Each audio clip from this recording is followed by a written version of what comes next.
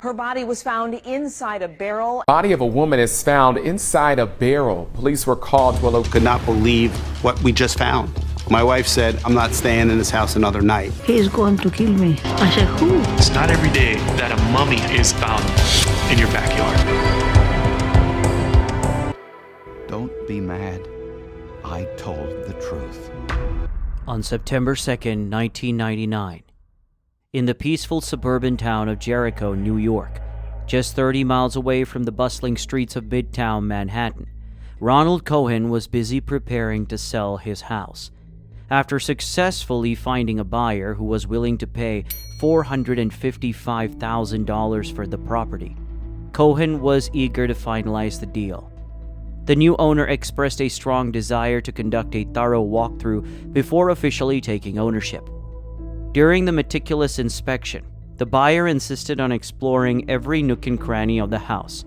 One particular area of interest was the crawl space located beneath an addition that had been built onto the back of the house approximately 30 years ago. The crawl space proved to be quite a challenge to navigate, with its limited height of only 36 inches.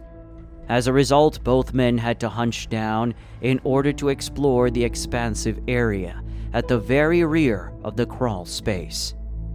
To their surprise, amidst their exploration, they stumbled upon a peculiar sight: a 55-gallon barrel lying on its side, wedged beneath the stairs. The buyer inquired with Mr. Cohen regarding the barrel, and Mr. Cohen explained that it had been present since he acquired the property more than 10 years ago. He admitted to having no knowledge of its contents or how it ended up there. Due to its excessive weight, Mr. Cohen had not attempted to move it on his own, and since he had no use for a crawl space, he simply left it as it was. The buyer expressed the condition that the barrel must be removed before considering the purchase of the property. Mr. Cohen and his real estate agent sought assistance to move the barrel from beneath the house and placed it by the curb for the trash collectors. The next day, the garbage workers informed Mr. Cohen that the barrel, weighing 355 pounds, was too heavy for them to dispose of. Moreover, since they were unaware of its contents, they insisted on emptying it to ensure there were no hazardous materials inside. In response, Mr. Cohen and his agent decided to open the barrel using various tools, as it had a metal seal around the top. As the lid was lifted, a noxious smell engulfed the two men, overpowering their senses. The unmistakable odor of death permeated the air around them. Their eyes widened in horror as they beheld a chilling sight before them: a tightly curled human hand and a solitary woman's shoe. The barrel contained a sickly green, thick liquid with tiny plastic pellets floating ominously within it. Without a moment's hesitation, Mr. Cohen swiftly reached for his phone, urgently dialing the police for immediate assistance. The police transported the barrel to the forensic laboratory, where they carefully emptied its contents into a spacious white tarp. Their intention was to meticulously gather any potential evidence hidden within. As they meticulously sifted through the barrel, their eyes widened in horror and shock. Nestled within the confines of the container was the lifeless form of a petite, mummified female body. In a grim attempt to conceal the evidence, the lifeless figure had been contorted and folded, forced into the confines of a tightly sealed barrel.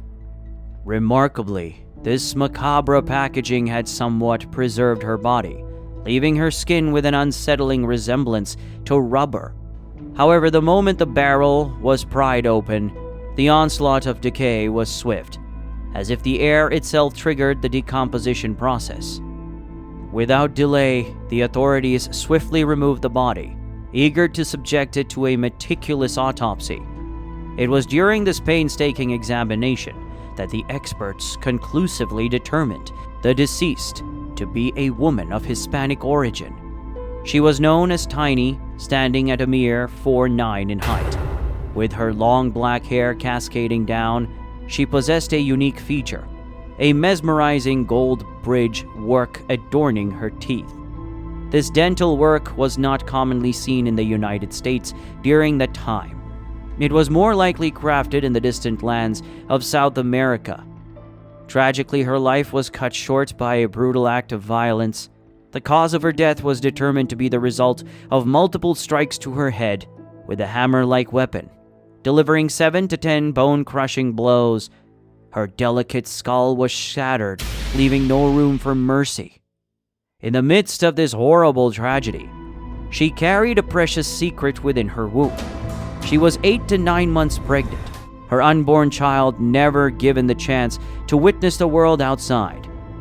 The police carefully collected DNA samples from the fetus, hoping to use it to identify the father at a later time. As they emptied the rest of the barrel, a strange green and gooey liquid began to ooze out, possibly indicating the presence of a chemical dye. To their surprise, they also discovered tiny black and white plastic pellets mixed with the goo. The woman's clothes remained intact and appeared to be from a 60s fashion era. As they delved deeper into the barrel, they stumbled upon a woman's purse containing various cosmetic items. However, the purse was in a severely damaged condition, and an address book was barely legible due to the extensive damage. At the bottom of the barrel, they noticed a green stem that seemed to belong to a plastic flower arrangement. Among the findings, the investigators discovered 3 pieces of jewelry. 2 of them were gold rings, and one had an inscription that read MHRXI-I59. Additionally, they came across a locket that had been intricately engraved with the name Patrice and the words "Love Uncle Phil." The evidence found in the barrel painted a mysterious and intriguing picture, leaving the police with more questions than answers. The pages of the address book were badly damaged and stuck together with the green goo. Detectives weren't hopeful of getting any clues from it, but just in case, it was put inside a forensic drying cabinet. For a few days to dry out, the following day, detectives began researching to find out where the barrel may have come from. According to Mr. Cohen, the current homeowner, the extension on the house was already there when he purchased it several years ago. However, detectives decided to investigate the previous owners to determine who had actually built the extension. After researching 4 prior owners, they finally discovered the homeowner responsible for the extension. Surprisingly, it was Howard Elkins, a 71-year-old who was retired, living in Boca Raton, Florida. Back in 1972, Howard sold the house after closing his plastics business in Manhattan.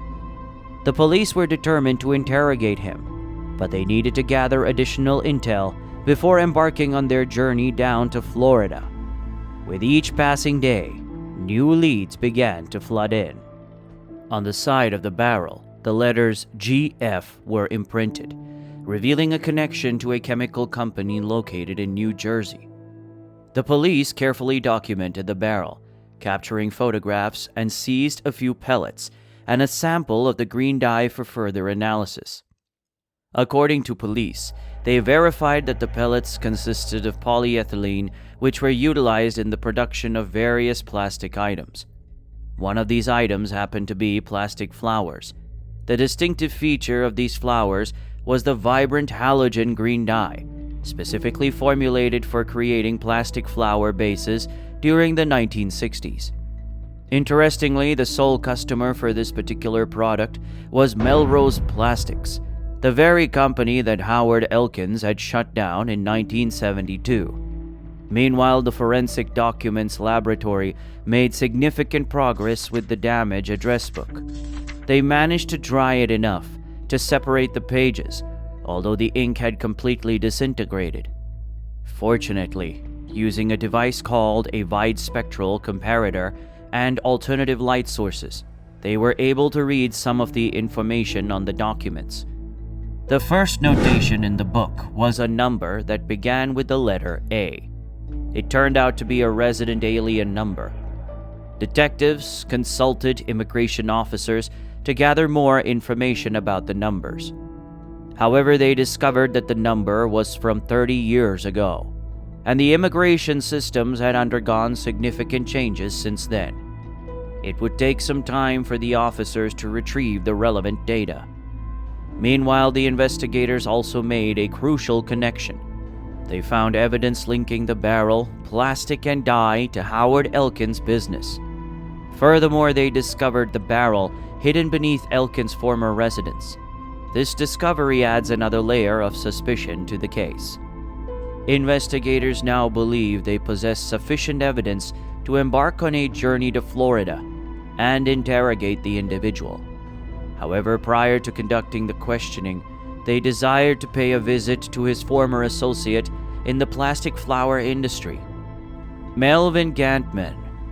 Mr. Gantman, who had also retired in Boca Raton, affirmed his previous partnership with Mr. Elkins. Nevertheless, he admitted to not having any communication with him in several years. When presented with a photograph of the barrel, Gantman promptly validated its familiarity as one frequently utilized by their company. Furthermore, he verified that the dye color and plastic pellets found within the barrel were consistent with the materials utilized in their plastic flower production. When presented with a photograph of the plastic stem discovered inside the barrel, he immediately recognized it as belonging to their company. However, the most valuable piece of information that Gantman provided was a recollection from the late 1960s. He remembered that Elkins, an employee at the company, was involved in an affair with a Hispanic coworker. Elkins had even gone as far as to rent an apartment from her. Although he couldn't recall her name, Gantman vividly remembered her distinct gold teeth in the front and her long black hair. Gantman also recollected receiving a phone call from the apartment's landlord, who was searching for Elkins. The apartment was now vacant, but the tenant's belongings remained. The landlord requested Elkins to retrieve the items so that the apartment could be rented out again. The detectives were now more convinced than ever that Elkins, a 71-year-old man, was the killer. They decided to pay him a visit at his home, and surprisingly, Elkins invited them in. However, when they started asking him questions about the case, Elkins seemed to have selective memory. He couldn't recall anything about the barrel, the dye, or the plastic pellets that were found. Even more surprising was his response when asked about having an affair during that time. Elkins admitted to having a short affair, but didn't remember much about the women. The detectives then dropped a bombshell. The girl he had an affair with was found pregnant and dead in a barrel under his old house. Despite the shocking revelation, Elkins remained unfazed. When the detectives requested a sample of his DNA, he flatly refused. Just as the tension in the room was escalating, Elkins' phone rang. It was his wife calling. After a brief conversation with her, Elkins abruptly told the detectives to leave, claiming that his wife was coming home and they needed to talk. The New York detectives found themselves out of their jurisdiction when they arrived in Florida. They couldn't obtain a warrant or make an arrest without proper authority. Realizing this, they informed Elkin that they would return with a warrant and ensure he faced the consequences for the rest of his life. Early the next morning, the detectives received an unexpected call from the local Palm Beach Police Department. Much to their surprise, Elkins had vanished without a trace. His wife had already filed a missing persons report, and everyone, including friends, family, and the police, were frantically searching for him.